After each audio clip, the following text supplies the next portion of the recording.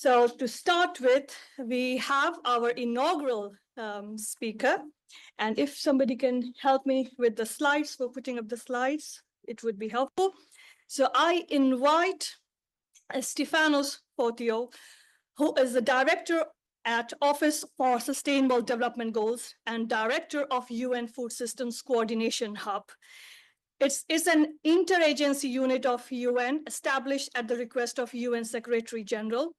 In these roles, Stefanos provides strategic leadership and oversees coordination mechanisms to support countries on developing and implementing SDGs based on agri-food transformations. And today we are going to hear about the SDGs and Stefanos' ideas on how do we transform food systems. He was the main coordinating head of UN Assembly for Food Systems, which many of us, we know that it took place, and it is such a good initiative to have from UN. So welcome, Stefanos. Welcome, Stefanos Fotiou. The stage is all yours. Please feel free to share your screen and present. Thank you. Thank you, Sonal, and good morning to everybody. I wish I was with you there in person, but it's not possible. So, you know, when we started to talk with Sonal, originally I wanted to do a presentation about food systems, food security issues. Then I understood that you are all very well informed on this. So I decided that I want to have an opening that I'm going to focus on one thing, which is my big question the last 20 years. Where we stand on the issue of sustainable development. And I'm saying this because, frankly, the last 20 years in the UN, but also 30 years in my career, I'm doing sustainable development. And if we will need to be very frank, I don't think that we can celebrate a lot of successes. But let me share my screen. And let me try to give you a little bit of a snapshot on where we stand. And what I want to highlight is that for us, at least in the United Nations, the last 8 years, our beacon and our main blueprint is the 2030 Agenda and the Sustainable Development Goals. I think you're all familiar with this, but this is what frames all our activities. And there is a process in the UN every year that we measure progress on where we stand regarding the Sustainable Development Goals. And I want to show you two snapshots. This is the snapshot before COVID. It was a time that some things were on track. So you see here a number of indicators, and you will see that there was, in some goals, like the one on health, like the one on life on water, the one on peace, things were a little bit, some things were moving.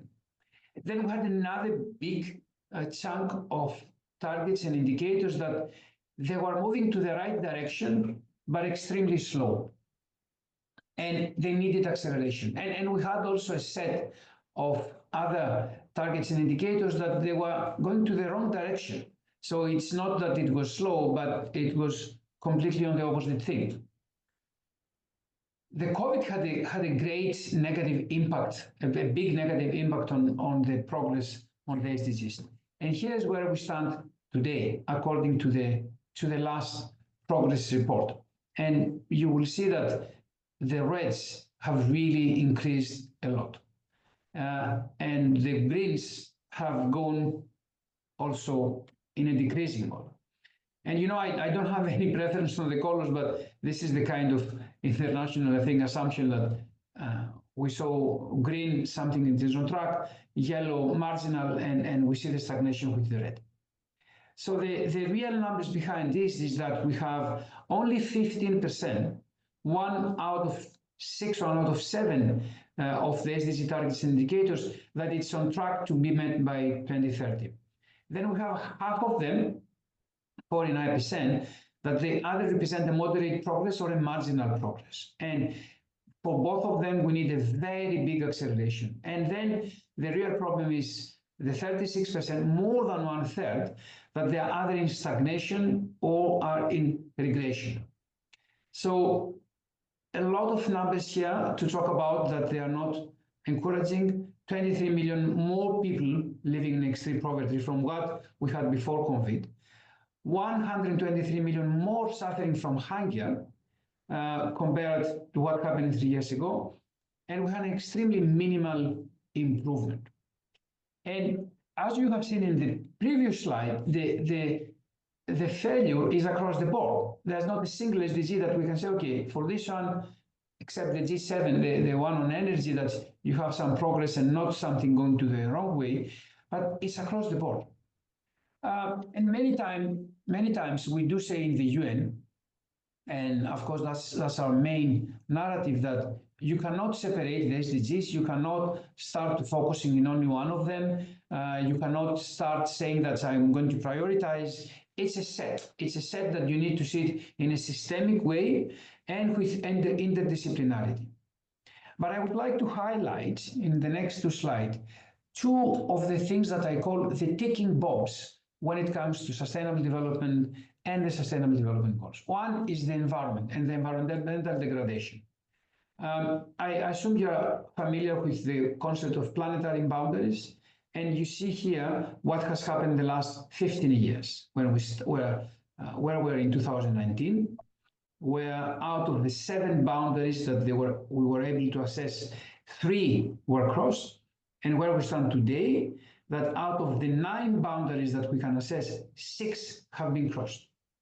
So it's really 5 minutes before the midnight of a very big environmental catastrophe, which we don't know if it's going to be reversible.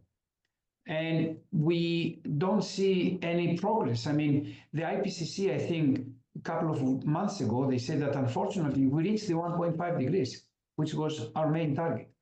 And it's not only the climate change, it's the pollution, it's the health of the ocean, it's the nutrients problem that we have and affects a lot our food system. So we are really going nowhere when it comes to the environment. And many times people say, yeah, but you know, we lifted the last 40 years about 500 million people out of poverty, of extreme poverty. And we took them from the $1.5 per day to the $2.5 per day. And I say, all right, undeniable, this has been done. We have the statistics to measure, but look at this price. Look at the price of environmental destruction, which is actually, the environment is the baseline for the poor to have their income. We have evidence that says in some countries, the 50% of the lowest income of the population derives more than 2/3 of their income from natural resources. Now, the next ticking bomb is called inequality. And this graph is coming from a foundational work of Chancel and Piketty. And they have a lot of graphs of inequality, but I want to show you this one because it says a big story. So with the blue, you have the inequality within countries. So let's say what is the gap in a single country. And with the orange, you have the inequality between countries. So what was happening is that until the 1980, the inequality between countries, it was increasing. And this was happening actually because of the industrialization and the different streams of development that we have. And it reached a point in 1980 that the between country inequality represented 57% of the global inequality. So we could say, okay, the world is unequal, but it's unequal mostly because there's very big income inequalities between industrialized countries and developing countries. Very big gaps between the average income in the UK and in India, between the United States and Cambodia. But after the 1980, we see a reversal where the inequality within countries is rapidly is increasing.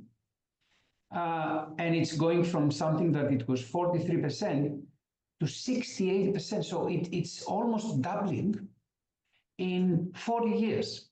So what it means, the countries became more rich because we had the big industrial development in India, in China, in Indonesia, in Brazil, in other countries. So the countries started in general to become closer, But within the countries, we had an explosion of inequality. The poor became poorer and the rich became richer. There were so many graphs. I don't have another one, but I want to mention one figure. Between 1980 and 2020, in 40 years, 23% of all GDP growth, 23%, almost a quarter, went to the 1% of the population. 1% of the population. And 9% of this GDP growth, it went to the 50% of the population. So from 1980 until today, the poor become poorer and the rich become richer, and by an enormous degree. I think if I remember well the figure, don't quote me on this, today the average income of the highest 1% is about 800 larger than one of the lowest 50%. And while many times they were saying that, yeah, but there's an increase on the middle class, no, this didn't happen because the middle class also suffered. So my second message here is that the inequality is a very big ticking box, and it's even more threatening than poverty right now. So what the UN is doing, we had last year the SDG summit, and we saw that we want to come with a new narrative and a new action plan on accelerating the Sustainable Development Goals. And we came up with the idea, the UN came up with the idea of 6 key transitions, 4 engine rooms, and 12 high impact initiatives. Very fast, the 6 transitions are social protection and decent jobs, education, digital, energy, food systems, and the planetary crisis, the climate, biodiversity, and pollution. And you will see that they are bringing different SDGs together. And I must say that from these 6 transitions, the food, energy, and digitalization are considered the front line of the transitions because they focus on specific sectors. And then the education, the social protection, and the environment are the cross-cutting ones. And the food systems have really been identified as the one having the biggest potential to change our course of the SDGs. Then we have 4 engine rooms. We want to support countries to have a market-ready pipeline of projects, but we're talking about projects that they will go at the level of billions here, yeah? Not even millions, billions.